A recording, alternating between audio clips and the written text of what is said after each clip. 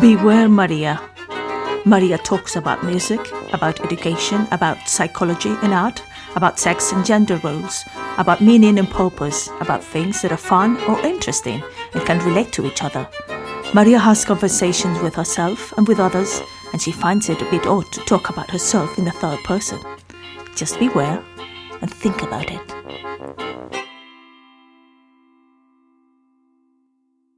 Today I don't have a conversation with others. I'm having a conversation with you or with myself.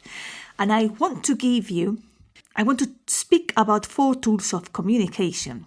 Not of communication like presentations in public, but in general, to communicate to the world. The first is that you can be aware of yourself during a conversation.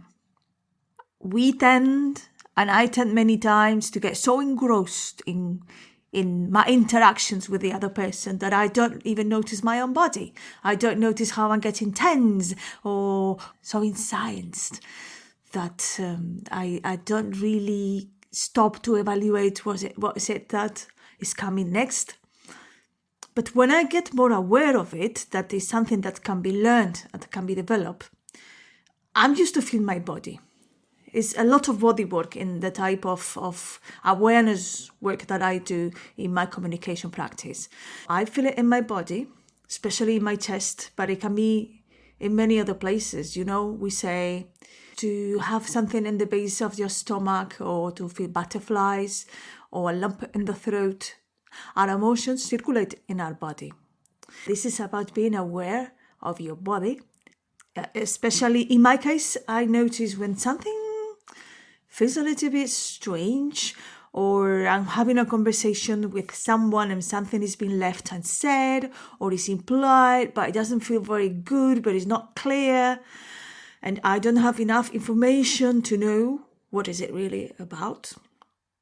Then that awareness of my body is telling me, is like an alarm that is beep, beep, beep, beep, there's something here.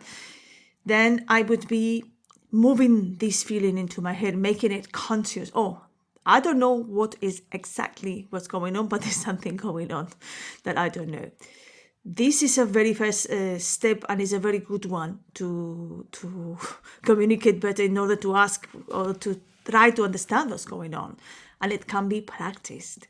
It's good to practice that body awareness on your own. You can practice it in moments when you cannot be distracted. That when you are later on in moments where you're going to get a lot more distracted, like doing things or interacting with other people, you are prepared to still feel that awareness. It's like a little bit, I would say, like stepping back. Not totally from, not abstracting yourself from what's happening, but being able to center yourself in your body and notice what's going on around, in the room, in the space, or in others, or in yourself. I got aware of how my body was feeling when I got recently into a clothing shop, and I have not been buying clothes for a long time, so I get so excited about it. But I didn't want to spend a lot of money, and it took me a while to realize how tense my body was getting and how anxious I was feeling about it, because it's a mix of being thrilled by what I am about to do, but on the other hand, I can't buy everything, I can't have it all. And I was not realizing that my body was following that, and that body feeling could have probably given me the impulse to overbuy or to grab more things of what I really could and then feel bad about it. And the awareness of that helped me to start to be more relaxed into my body and notice what was going on. Probably not dissolve it necessarily, just notice, be aware of it, and actually made me be a lot more responsible and effective in what I was buying, because I just bought something I really wanted. I didn't overspend, and it was a much better experience than just rushing overexcitedly over things. And this can happen in a conversation, the same, that we get so carried away that we can lose control over the frame or over the content of what we are saying. So now I want to play awareness. I've been looking today, all my music that I'm playing is about awareness. Let's start with Tom Bikoff, who is playing in the guitar Beware the Lone Star Tick. And it's an instrumental guitar piece. Tom Bikoff is an American acoustic fingerstyle guitar player from the New York area, who is known from an American primitive and authentic recreations of traditional Delta, Chicago, and Mississippi blues music. And this is about the awareness of the tick star. Here it goes, he explains it really well. Name of this tune is The Lone Star, Beware the Lone Star Tick.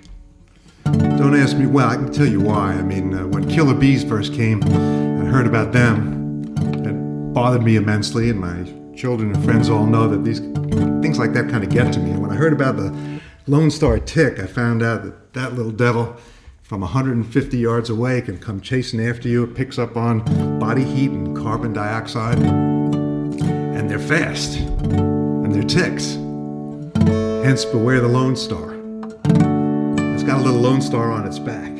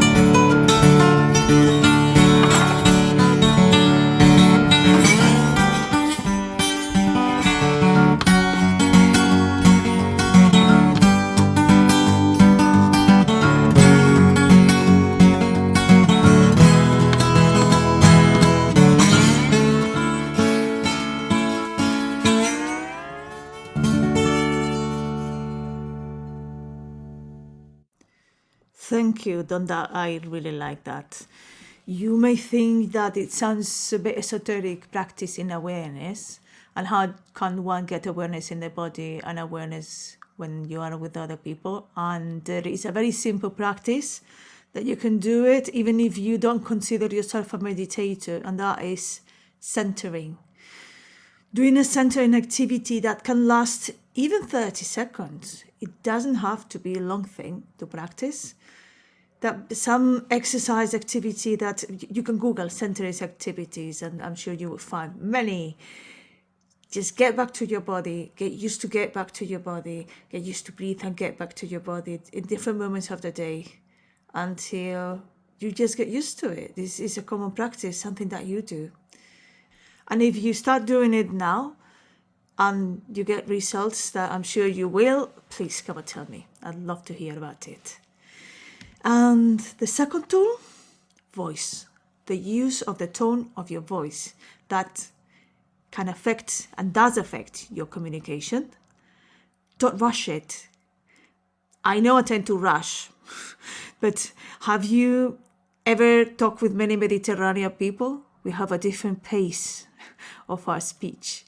However, if you ever feel that you're explaining something to someone about yourself or a story that is a little bit long, have you ever felt in the situation that at the same time that you're explaining it, you start to feel worried because you think maybe you're taking too much time to explain it, and you start to be physically concerned? I do feel it in my body when that has happened to me, that I'm telling the story and at the same time I'm a bit scared that the other person is going to lose attention on me, or I could be worried that I'm being too selfish for asking for so much attention as I explain my story. So you're going to finish soon so that you don't selfishly ask for all that attention from the other person. And actually, while you do it, you're actually losing the attention of the other person. It's because you're rushing it. So that is a kind of vicious circle in which voice is so concerned, and I'm so familiar with this.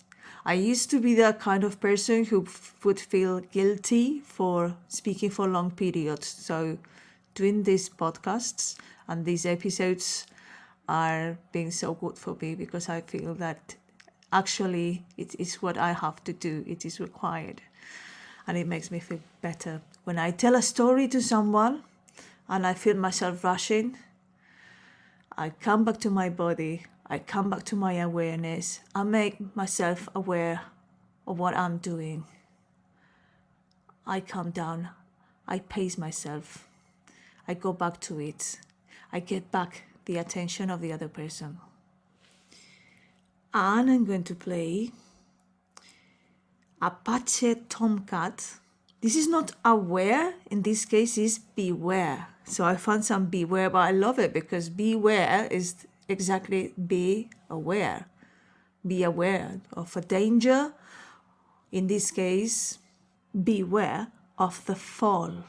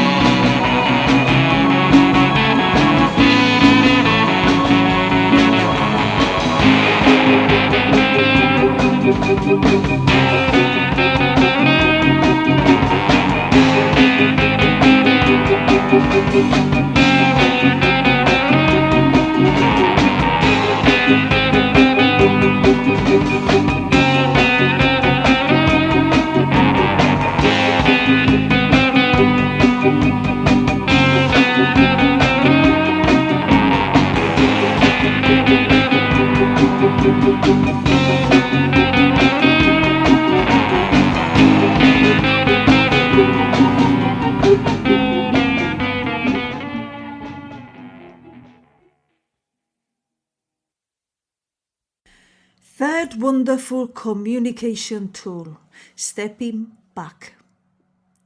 Stepping back like you are talking to someone, you know what you want to say, you're listening to the other person.